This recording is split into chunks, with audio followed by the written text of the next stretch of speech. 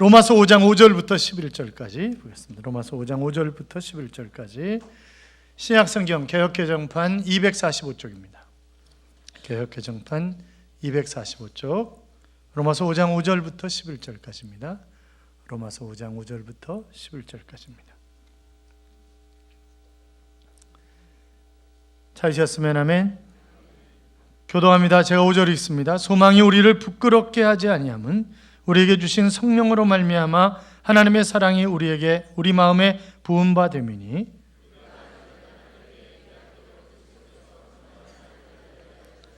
의인을 위하여 죽는 자가 쉽지 않고 선인을 위하여 용감히 죽는 자가 혹 있거니와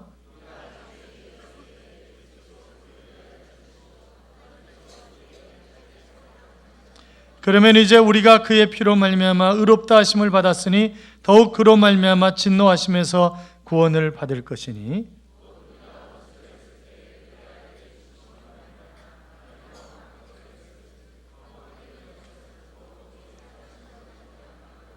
같이요. 그뿐 아니라 이제 우리로 화목하게 하신 우리 주 예수 그리스도로 말미암아 하나님 안에서 또한 즐거워하느니라. 아멘.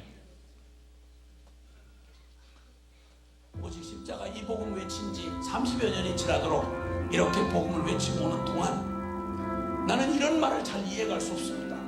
과거에는 뜨거웠었는데 지금은 신앙생활 오래 하다 보니까 지금은 식었다. 이런 얘기를 전 잘 이해가 안 됩니다. 저는 잘 모르겠습니다. 날이 가면 갈수록 시간이 흐르면 흐를수록 내가 나의 한계를 경험할수록 내가 이런 줄 뻔히 아시는 나를 사랑하시는 하나님의 사랑을 알아가면 알아갈수록 어떻게 더 미치지 않고 어떻게 더 절부가 되지 않고 어떻게 살 수 있는지 난 잘 몰랐습니다. 꼭 그렇게 예수 믿을 필요가 있냐? 꼭 그렇게 극단적으로 해야 되느냐? 이 말 많이 들었습니다. 저는 그렇게 못된 게 한이었는데 사람들 눈에 보기에는 극단처럼 보였습니다. 근데 저는 이제는 압니다. 이제는 더욱 외쳐야 될 때가 됐습니다. 세상과 하나님 사이를 적당하게 양다리를 걸치고 사는 걸 균형이다, 세련된 거다, 전부 그런 식으로 사느냐, 이렇게 말했던 사람들에게 이제야 비로소 나이 이만큼 먹고 더 궁금할 게 별로 없어 보이는 이때에 더욱 외칠 말, 오직 예수 그리스도. 다른 거 다 그만두고 나 모자라고 부족하고 부끄러우고만 있지만 감히 말하고 싶은 건 여러분이 나와 같이 되고 되기를 간절히 원하나이다. 예수의 홀랑 미쳐서 예수면 충분하고 예수 사랑 십자가 사랑이면 더 말할 것이 없는 예수 사랑 십자가 사랑이 이민족 교회가 붙들 마지막 축복이고 능력이며 영광입니다. 지구촌 곳곳에 지금도 그렇게 어려워 보이고 힘든 길을 걸어가는 사랑하는 동지들에게 지금도 말하고 싶은 한마디가 있습니다. 우리 후회 없다. 우리 결코 두렵지 않다. 한국교회 희망 있다.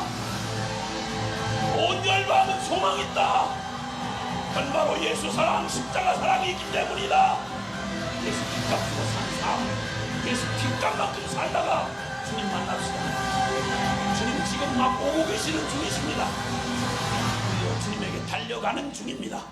주님 앞에 우리의 삶을 드려 생명 걸고 이제는 선교사 이하의 삶은 있을 수 없습니다.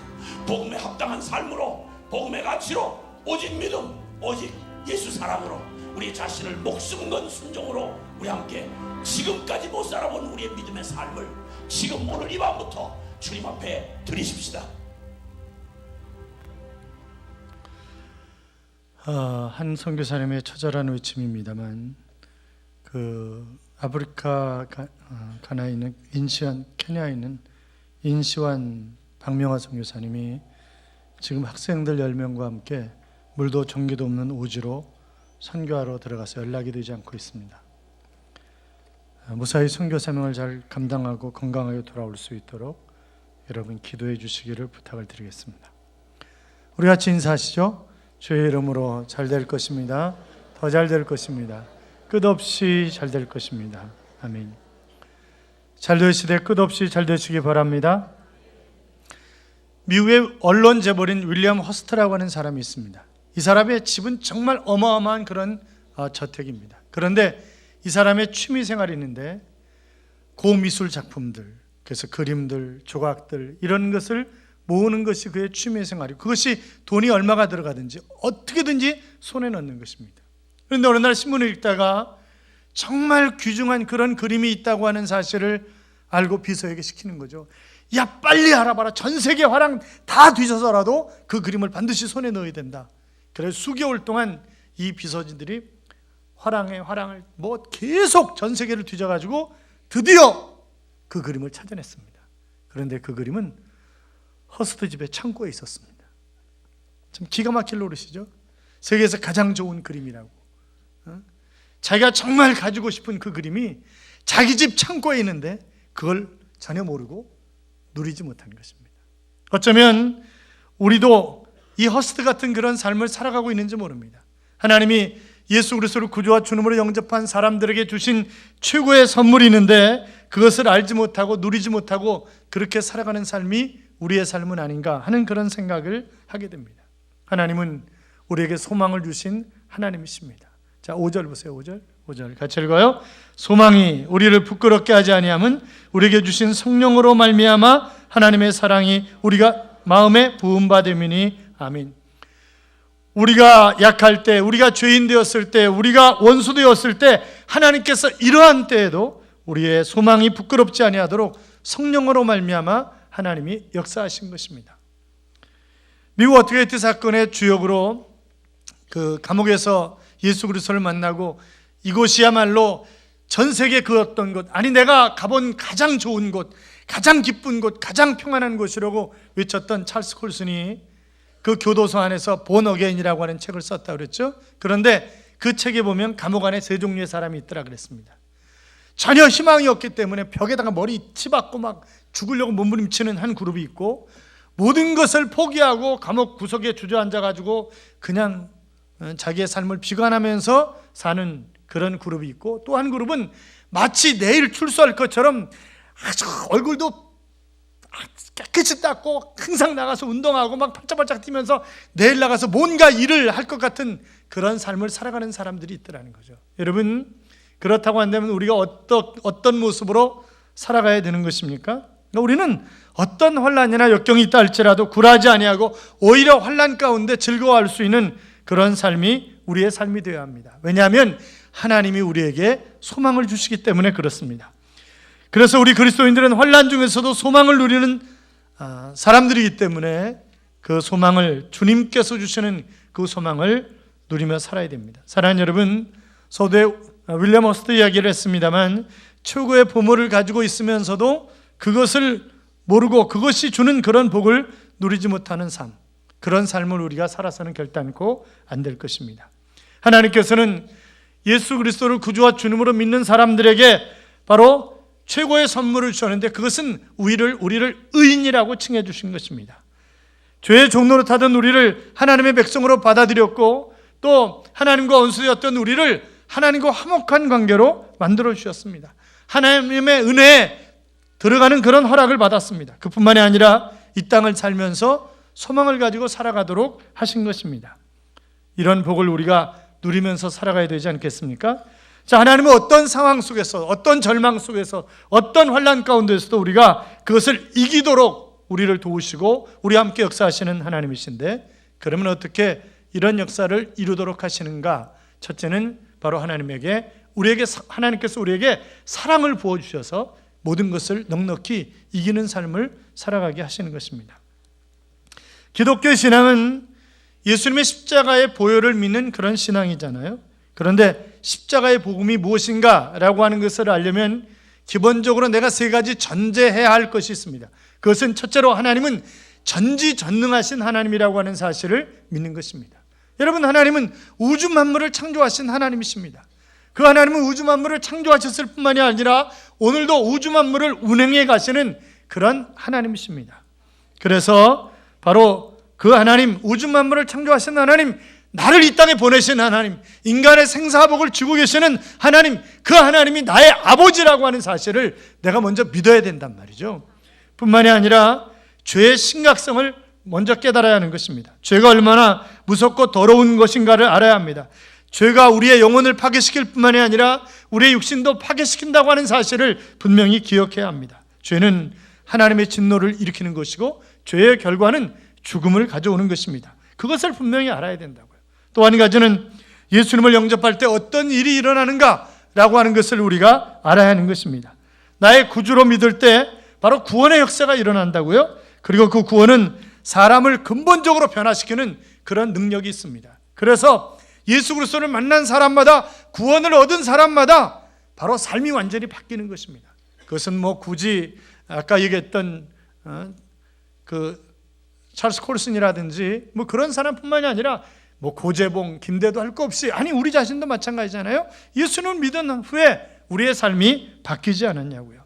그러니까 이 세 가지를 우리가 정확하게 알지 못하면 바로 십자가의 복음의 비밀을 알 수가 없는 것입니다. 이스라엘 백성들이 예수님을 십자가에 못 박혀 죽일 때의 일이었어요. 빌라도가 예수님은 아무런 죄가 없다는 사실을 너무나 잘 알고 있었습니다. 그의 아내도 자기가 꿈꾼 이야기를 하죠. 그러면서 예수님을 놓아줘야 된다고, 그분은 죄가 없다고 그렇게 얘기를 합니다. 백성들에게 예수님을 놓아주게 하려고 여러 가지 행동을 하지만 그러나 백성들이 받아들이지 않는 것입니다. 바라바를 놔주라, 예수를 죽이라, 이런 거 막 소리치는 거죠. 잘못하면 밀란이 일어날 것 같습니다. 그래서 할 수 없이 그가 손을 씻으면서 이런 말을 하죠. 공동번역에 보면 빌라도는 그 이상 더 말해보았자 아무런 소용이 없다는 것을 알았을 뿐만이 아니라 오히려 폭동이 일어나려는 기세가 보였으므로 물을 가져다 군중 앞에서 손을 씻으며 너희가 알아서 처리하여라, 나는 이 사람의 피에 대해서는 책임이 없다라고 말하였다. 군중은 그 사람의 피에 대한 책임은 우리와 우리의 자손들이 지겠습니다 라고 소리쳤다. 그래서 빌라도는 바라바를 놓아주고 예수는 채찍질하게 한 다음 십자가에 처형하라고 내어주었다. 그렇게 기록하고 있습니다. 여러분, 여기서 중요한 게 뭐예요? 자, 예수님을 십자가에 못 박혀 죽이라고 외치는 그런 이스라엘 백성들이 하는 얘기가 무엇입니까? 그 사람의 피에 대한 책임은 우리와 우리 자손들이 지겠습니다 라고 외친 것입니다. 이스라엘 백성들이 어떻게 됐어요?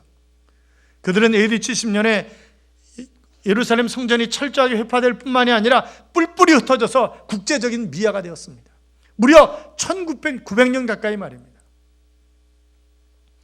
뿐만이 아니라 그들은 바로 600만이나 학살을 당하게 됩니다.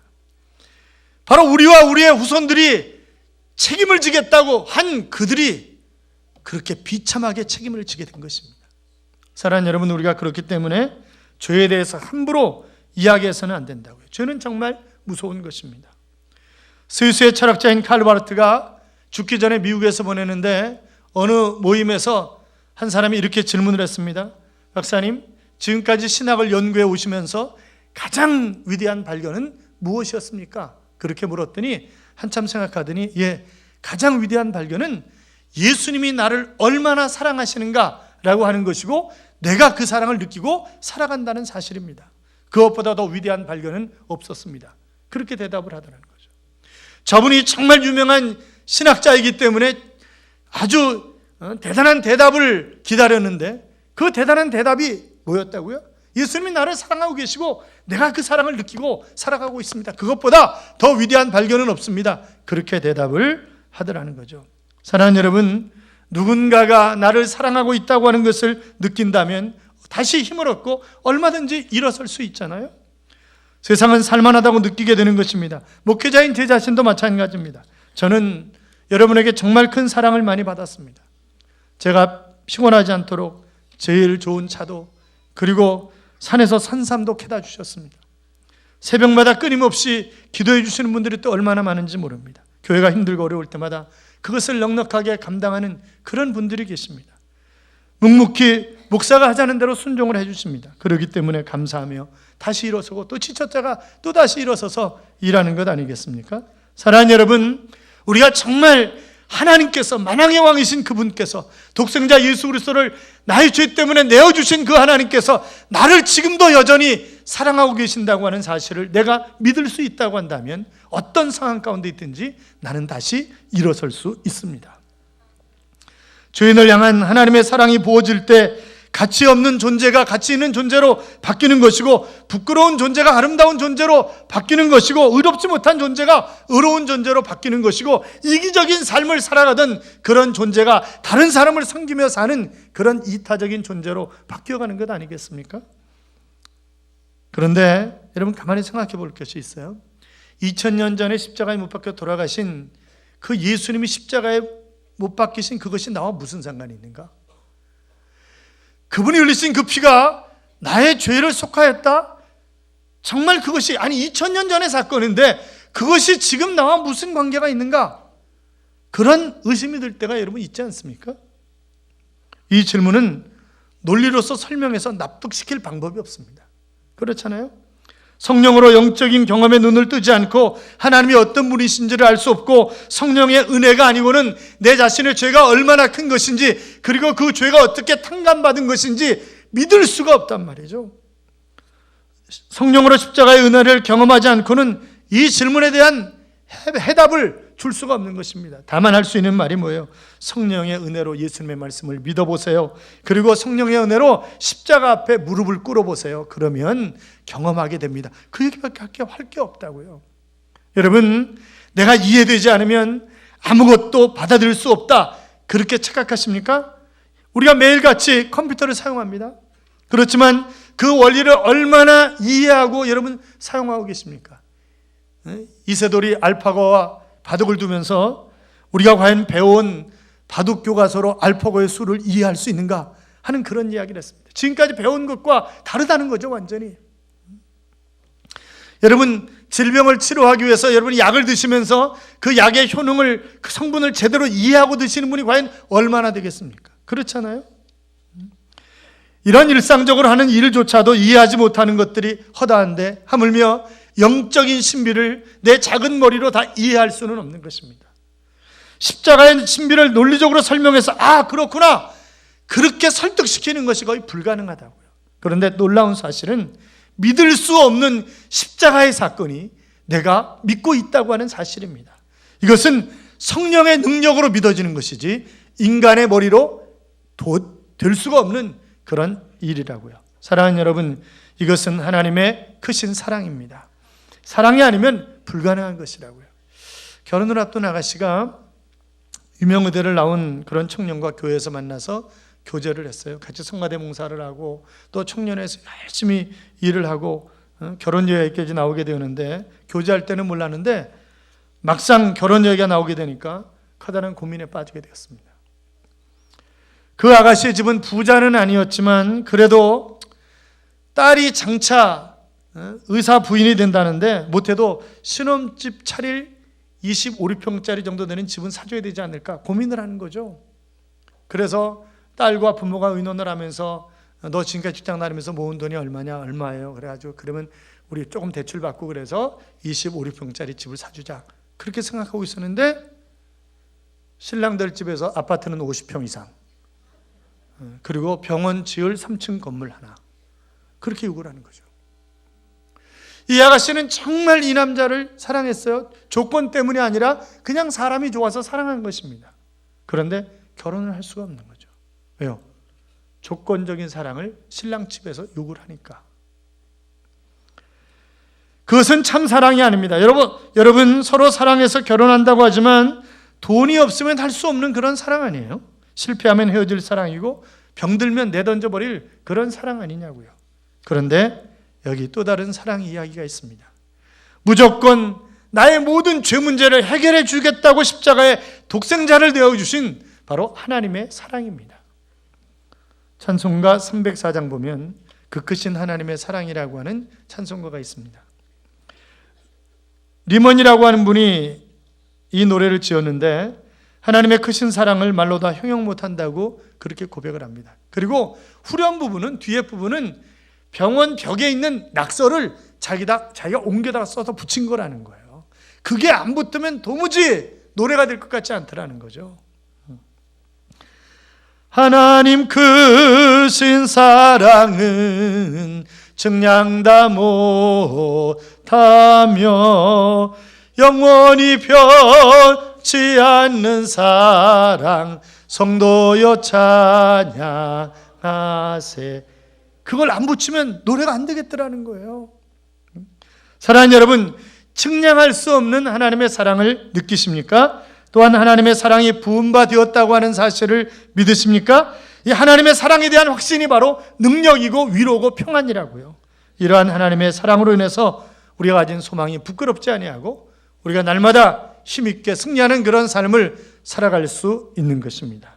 자, 하나님의 사랑 뿐만이 아니라 이 하나님의 역사는 우리에게 구원을 베풀어 주시는 그런 역사입니다. 뭘 베풀어 주신다고요? 구원을 베풀어 주시는 역사라고요. 그럼 김영길 박사라는 분이 계십니다. 한동대학교 전 총장이셨고 창조과학계를 만드신 분입니다. 그분은 미국에 유학 가서 가정의 평화를 위해서 부인 따라 교회를 다니는 거예요. 그런데 예수의 십자가가 나하고 도대체 무슨 관련이 있는지, 내가 무슨 그렇게 큰 죄를 졌는지, 그리고 십자가에 달리신 그것이 내 죄를 용서한다는데 도무지 그것이 머리에 들어오지 않는다는 거죠. 그래서 그가 결국 이제 고민을 많이 하고 그랬는데 어느 날 갑자기 자기 어두웠던 마음이 화려하게 밝아지더라는 거예요. 그리고 내가 죄인이라는 사실이 믿어지고 그 죄 때문에 십자가에 못 박혀 예수님이 돌아가셨다는 사실이 믿어지더라는 거예요. 그래서 눈물을 흘리면서 얼마나 기도했는지 모른답니다. 주님, 나는 죽을 수밖에 없는 죄인입니다. 주께서 나를 대신해서 죽으셨습니다. 이 시간 모든 죄를 주님 앞에 내려놓습니다.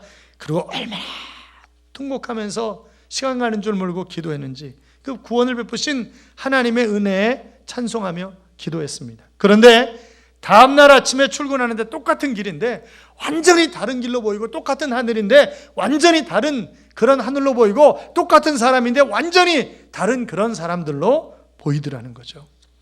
그는 구원을 얻음으로 말미암아 하나님을 향한 그런 소망이 생겼다고 고백하고 있습니다. 여러분 9절 보세요. 9절 같이 읽어요. 그러면 이제 우리가 그의 피로 말미암아 의롭다 하심을 받았으니 더욱 그로 말미암아 진노하심에서 구원을 받을 것이니 아멘. 자, 무엇으로 의롭다 하심을 받았다고요? 그의 피로 말미암아, 예수 그리스도의 피로 말미암아. 그러니까 죄인된 우리가 구원을 받는 것은 내 어떤 노력이나 공로가 아니라 바로 예수 그리스도의 보혈의 피로 말미암아 구원을 받는다고 하는 것입니다. 베드로전서 1장 18절 이하에도 보시면 너희가 알거니와 너희 조상이 물려준 헛된 행실에서 대속함을 받은 것은 은이나 금같이 없어질 것으로 된 것이 아니요 오직 흠없고 점없는 어린 양 같은 그리스도의 보배로운 피로 된 것이니라 그랬습니다. 예수 그리스도의 보혈이 죄인된 우리를 의롭게 만드신 것입니다. 믿습니까? 믿는 분들은 크게 한번 아멘. 아멘. 그렇습니다. 종교개혁자인 루터가 어느 날 꿈을 꿨어요. 꿈에 마귀가 와가지고 종이 쪽지를 내놓는 거예요. 그러면서 야, 너희 죄가 이렇게 많은데 네가 가기는 어딜 가냐? 나하고 같이 지옥으로 가야지 인마. 그러더라는 거예요. 그래서 야, 그거밖에 없냐? 그랬더니 잠깐만 기다려봐. 그러더니 또 마귀가 어디 나갔다 오더니 또 종이에 또 잔뜩 써가지고 왔더래요. 그래서 한참 읽어보다가 이거 말고 또 있는데 이거밖에 없어? 그러더니 가만히 있어봐. 그래도 또 나가더니 나가서 또 뭘 또 잔뜩 적어가지고 오더래요. 그러니까 이거밖에 없어? 없어. 그래? 그래가지고 루터가 그 위에다가 예수 그리스도의 보혈이 나의 모든 죄를 깨끗하게 하였느니라 그렇게 딱 쓰니까 마귀가 36개 주랭랑을 치더라는 거예요. 사랑하는 여러분, 복음은 십자가에서 흘리신 보혈이 나의 죄를 용서하셨다는 것을 믿는 것입니다. 그것이 바로 복음이라고요. 하나님은 말씀하십니다. 피 흘림이 없이는 사함이 없느니라 하셨습니다. 그러므로 지금 우리가 그리스도의 피로 의롭게 되었으니 그리스도로 말미암아 하나님의 진노에서 구원을 받으리라 하신 것입니다. 어느 게 부흥의 마지막 날 저녁에 80이 넘으신 허리가 굽은 권사님이 나오셔서 자기가 간증을 꼭 하고 싶다고 그렇게 얘기를 하시더래요. 그래서 그러면 나와서 해보시라고 그랬더니 자기가 젊어서 난파 간첩으로 내려왔다가 첩포되어서 20년 동안 감옥 안에 살다가 가출옥을 받고 나왔는데 그런데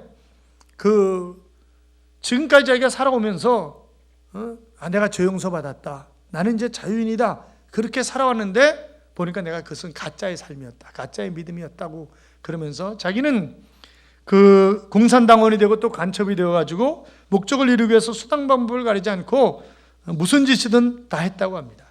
사람들의 경계심을 풀기 위해서 난파될 때 어린아이를 데리고 왔고 그리고 도덕적으로 완전히 파탄한 그런 삶을 어떻게 보면 창녀와 같은 그런 삶을 산 수치스러운 삶이었는데 누군가가 자기에게 예수 믿으면 모든 죄가 다 용서한다고 전해줬다는 거죠. 그래서 예수 믿게 되었고, 야, 내가 예수 믿으니까 이제 내 죄는 다 용서받았다, 난 자유인이다, 이렇게 살았는데 내가 이제서야 비로소 예수님을 바라보니까 그 예수님이 왜 십자가에 못 박혀 돌아가는지 그것을 깨닫게 되었고, 내가 어떻게 죄 용서함을 받았는지 그것을 알게 되었고, 이제서야 내가 진리를 알게 돼서 진정한 자유함을 얻게 되었다고 그러면서 울면서 간증을 하더라는 거죠. 그러면서 간곡하게 부탁을 하면서 어떤 경우에도 성령님을 거역하지 마세요. 죄는 너무나 무서워요. 용서받아도 흔적이 남아요. 그렇게 울면서 간증을 하셨다고 합니다. 사랑하는 여러분, 성령은 우리에게 하나님의 사랑을 깨닫기 전에 내 자신이 얼마나 철저한 죄인인가를 깨닫게 하시는 것입니다. 이 눈이 뜨이면 비로소 십자가의 영광, 그 안에 담긴 하나님의 사랑을 깨닫게 된다고요. 그리고 죄인이었을 때에도 독생자까지 주시면서 아끼지 않는 그분의 사랑 때문에 내가 구원을 받았고 내가 영원한 천국을 차지하게 되었고, 이것은 전적인 하나님의 은혜라고 하는 사실을 깨닫게 되는 것입니다. 사랑하는 여러분, 나에게 구원을 베푸신 하나님을 찬양하며 살아가시기 바랍니다. 자, 그 하나님은 나에게 사랑을 부어주시고 구원을 베푸셨을 뿐만이 아니라 그 하나님은 하나님과 화목하게 해주셨습니다. 자, 그래서 10절에 보시면 10절 보세요. 같이 읽어요. 곧 우리가 원수 되었을 때 그의 아들의 죽으심으로 말미암아 하나님과 화목하게 되었은즉 화목하게 된 자로서는 더욱 그의 살아나심으로 말미암아 구원을 받을 것이니라. 아멘. 인도네시아의 북동부에 가면 늘 사람들이 서서 돌아다니기 때문에 이리안자라라고 하는 마을이 있어요. 마을 이름이 이리안자라라고 하는 그런 마을이에요. 그런데 그 마을에 부족이 살고 있는데 부족 이름이 사위부족이에요. 사위부족. 며느리 부족이 아니라 사위부족인데, 근데 이 식인종이란 말이에요. 식인종. 그래서 거기서 그 돈 리차드슨 선교사님이 선교를 하셨는데 자기도 언제 잡혀먹고 죽을지 모르는 거죠. 그런데 어느 날 사위부족과 옆에 있는 부족이 전쟁을 하게 됐답니다. 그런데 사위부족이 도저히 안 되는 거예요. 이제 완전히 부족이 멸망할 위기에 처했을 때 이 추장이 자기 하나밖에 없는 아들을 화목제물로 내주는 것입니다. 그래가지고 그 아이를 불살라 드리면서 이제 양쪽 부족이 평화협정을 맺게 된 그 모습을 보았습니다. 그리고 그때부터 이 리차드슨 선교사님은 바로 이 사위부족의 복음을 전하면서, 사랑하는 여러분, 성경에 보면 하나님이 세상을 이처럼 사랑하사 독생자를 주셨으니 이는 저를 믿는 자마다 멸망치 않고 영생을 얻게 하려심이라 하는 그런 말씀이 있습니다. 여러분이 싸우면서 추장에 하나밖에 없는 아들을 화목제물로 내놓았기 때문에 바로 옆에 부족과 평화를 이룰 수 있는 것처럼 하나님이 그의 독생자이신 예수 그리스도를 이 땅에 보내셔서 화목제물로 내어놓으셨기 때문에 하나님과 원수되었던 우리가 하나님과 친한 관계가, 화목한 관계가 될 수 있는 것입니다 라고 복음을 전하니까 그들이 그때서야 고개를 끄덕끄덕거리면서 바로 예수 그리스도를 영접하고 식인종을 포기하게 되었다고 합니다. 사랑하는 여러분, 하나님과 원수되었던 우리가 어떻게 하나님과 화목할 수가 있겠습니까? 그것은 바로 예수님이 대신 우리의 죄값을 갚아주셨기 때문에 하나님과 우리의 관계가 바로 원수의 관계에서 화목한 관계로 바뀌게 된 것입니다. 이제 하나님과 화목한 관계가 되었으니까 그 대가가 독생자 예수 그리스도의 희생 때문에 그랬다고 한다면 우리도 주님을 위해서 무엇인가 일하고 살아야 되지 않겠어요? 그렇잖아요. 미국 남북 전쟁 당시의 이야기인데 밤에 보초를 서던 군인이 졸다가 그냥 졸고 있었습니다. 그런데 그때 마침 링컨 대통령이 시찰을 하고 있었어요. 보니까 사병이 졸고 있는 거예요. 그래서 그의 총을 가지고 대신 보초를 쓰는 것입니다. 한참 졸라 눈을 뜨니까 누가 옆에 총을 들고 보초를 쓰고 있단 말이죠. 보니까 대통령 아니겠습니까? 그러니까 깜짝 놀란 거죠. 뭐 벌벌벌 떨고 있는데 총을 링컨이 딱 주면서 웃으면서 이렇게 얘기하는 거예요. 자네는 자네 실수 때문에 이제 죽은 사람이야. 그러니까 이제는 너의 생명이 아니라 내 생명은 내 거야. 맞지? 맞습니다. 그거는 뭐 총살감이었으니까 그렇지 않겠어요? 그러면서 이 친구는 네 맞습니다. 제 생명은 각하일 것입니다. 그리고 이제 헤어졌답니다. 그런데 그때부터 이 사병은 정말 생명 걸고 싸우는 거예요. 그래서 마지막 그 총이 맞아가지고 죽어가면서 친구에게 각하에게 전해드리게, 나는 각하와의 약속을 지켰다고 말이야. 그렇게 얘기를 하더라는 거죠. 여러분, 초병을 위해서 총을 들어주는데도 그 대통령을 위해서 산다고 한다면 우리를 위해서 모든 것을 내어주신 그 하나님을 위해서 사는 것은 당연한 것 아니겠습니까? 나는 새롭게 예수를 위해서 살아야 되는 것입니다. 나를 위해서 내어주신 그 주님을 위해서 사는 것은 지극히 당연한 것 아니겠습니까? 그렇기 때문에 어떤 상황 속에서든지, 자 11절 보세요. 11절 같이 읽어요. 그뿐 아니라 이제 우리로 화목하게 하신 우리 주 예수 그리스도로 말미암아 하나님 안에서 또한 즐거워하느니라. 아멘. 자, 여기 즐거워한다는 단어는요, 기뻐 날뛴다라고 하는 그런 단어예요. 지금 어떤 상황인데요? 환난인데. 그래서 3절에서도 뭐라 그랬어요? 거기 보면 다만 이뿐 아니라 환난 중에도 즐거워하나니, 그렇게 말씀하고 있습니다. 자, 왜 환난 중에서도 즐거워해요? 환난을 허락하신 이유가 분명히 있을 것이기 때문에 합력의 선을 이루시는 하나님이 궁극적으로 환난 가운데서 나를 세워주실 줄로 믿기 때문에 지금 이 단계보다 한 단계 더 높은 삶을 살아가도록 하기 위해서 하나님이 이 고난과 환난을 허락하셨다고 믿기 때문에 그 환난 가운데서도 기뻐 뛸 수가 있는 것입니다. 샤르니는 나폴레옹 왕조 때 이 황제를 욕한 것 때문에 감옥에 갇히는 신세가 되었습니다. 오랜 세월이 지나니까 친구들도 면회를 안 와요. 가족들도 면회가 뜸해지더니 안 오는 것입니다. 그래서 그가 감방 안에서 돌로 벽에다가 팍 썼습니다. 아무도 나를 돌보지 않는다. 그렇게 썼어요. 나 혼자다 이제. 그런데 어느 날 보니까 감방 안에는 돌 틈 사이에 푸른 싹이 솟아나오는 거예요. 그래서 그가 매일같이 이제 간수에게서 이제 밥과 물이 오면 그 물을 조금 푸른 싹에다 붓는 것입니다. 근데 여러분이 점점 자라더니 꽃을 피우는 거예요. 그러니까 이 사르니가 그거 지우고 다시 쓰는 거죠. 벽에 썼던 거를. 하나님께서 나를 돌보신다. 그리고 고쳐서 다시 썼습니다. 자, 꽃이 핀 소문이 막 여기저기로 퍼져나가는 거죠. 감옥 안에서 꽃이 피었다. 막 여기저기 소문이 퍼져나가는데 조세핀 왕후에까지 그 이야기가 들어왔어요. 그러니까 왕후가 황제에게 건의를 하는 것입니다. 꽃을 진심으로 사랑하고 돌보는 사람은 결코 나쁜 사람이라고 할 수 없습니다. 그 사람을 사면해 주세요. 건의를 해서 그가 석방을 받게 됩니다. 이 사르니는 감옥에서 핀 꽃을 집으로 가지고 와서 생명을 다하기까지 갖고 왔다고 하죠. 소망은 감옥 안에 핀 아름다운 꽃같이 우리 인생을 풍성하게 하고 향기나게 하는 것입니다. 우리가 소망 가운데 살아가도록 하나님께서는 우리에게 사랑을 부어주셨고 우리에게 구원을 베풀어 주셨고 하나님과 원수되었던 우리를 화목하게 하셨습니다. 사랑하는 여러분, 그 일을 위해서 독생자 예수 그리스도를 십자가에 못 박혀 죽기까지 하시면서 우리에게 그렇게 해주신 것 아니겠습니까?